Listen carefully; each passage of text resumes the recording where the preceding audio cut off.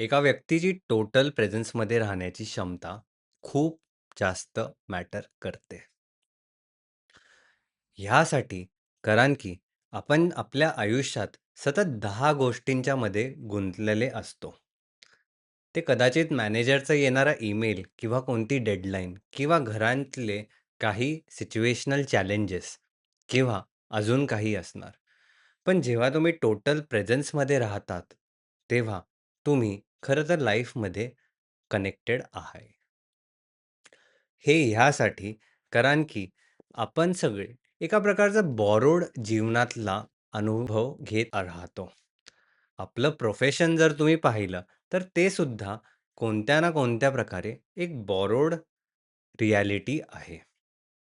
For example, आपण जेव्हा माझ्याबद्दल मी सांगू शकतो. मी सायन्स स्टुडंट आहे आणि सगळ्यांना पाहिलं, सगळे इंजिनिअरिंगमध्ये जात आहे. मी म्हणालो, "मीही इंजिनिअरिंग घेईल." सगळे कॉम्प्युटर्स घेत आहे, मीही कॉम्प्युटर्स घेतलं. सगळे जॉबमध्ये लागत होते, तेव्हा मी म्हणालो, की "नाही, मला जॉब नाही करायचा आहे. मला आपलं स्टार्टअप चालू करायचं आहे." तेव्हा मी स्वतःचं ऐकलं.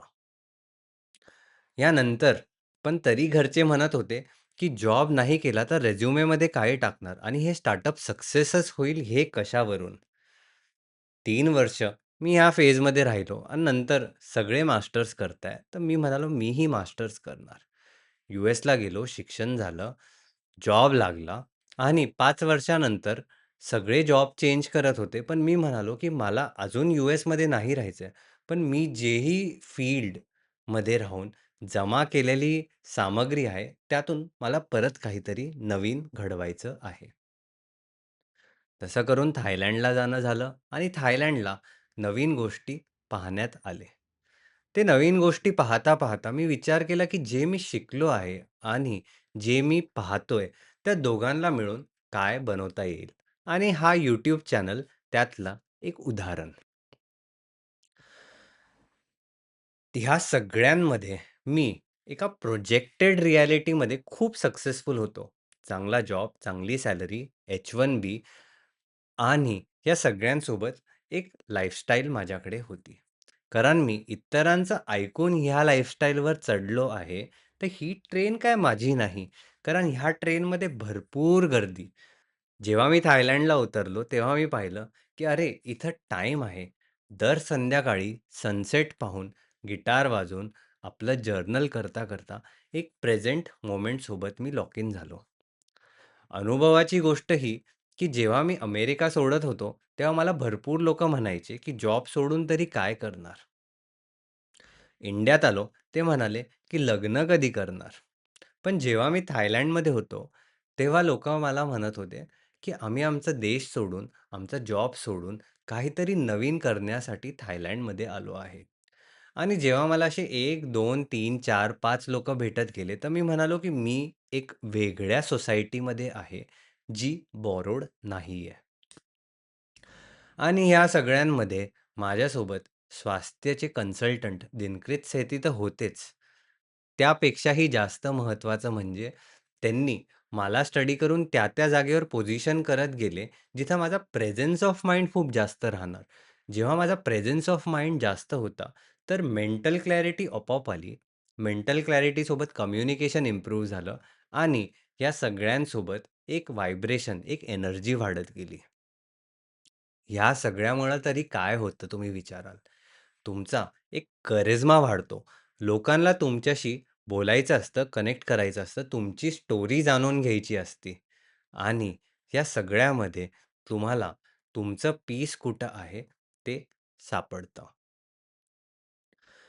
हा व्हिडिओ सर्वांसाठी कारण आज कोणी ना कोणी कोणत्या ना कोणत्या प्रकारे एका बॉरोड रिॲलिटीमध्ये जगतंय. आणि जर तुम्हाला वाटतं, की तुमच्यासाठी एक मोठी रिॲलिटी थांबली आहे, तर तुम्ही कमेंटमध्ये सांगू शकता.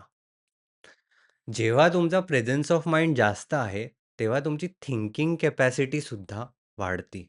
कारण खरं तर तुम्ही थिंक करतच नाही. तुम्ही तुमचे डिसिजन इन्स्टिंक्टनी घेता. तुमची गट फीलिंग मॅच्युअर होती आणि त्या गट फीलिंगला ऐकण्याची क्षमता तुमची वाढलेली असते. तर तुम्ही लॉजिकच्या बाहेर जाऊन इमोशन्सनी विचार करता आणि ते डिसिजन घेता. आणि जेव्हा मी इमोशन्स म्हणतोय, माझं हे म्हणणं नाही, की घाबरलेल्या इमोशननी किंवा डेस्परेशनच्या, चेसच्या इमोशननी तुम्ही सतत विचार करता, की असे कोणते डिसिजन्स आहे, जे मला माझ्या प्रेझन्स ऑफ माइंडच्या जवळ जाऊन पाठवणार. ह्या व्यतिरिक्त लाईफ तर फक्त एक रेस आहे. प्रत्येक जण कोणती ना कोणती रेस विकतंय आणि जर तुम्ही त्या रेसमध्ये आहे, तर त्यामध्ये कोणी घर विकतंय, कोणी गाडी विकतंय, कोणी काही इतर गोष्टी विकताय.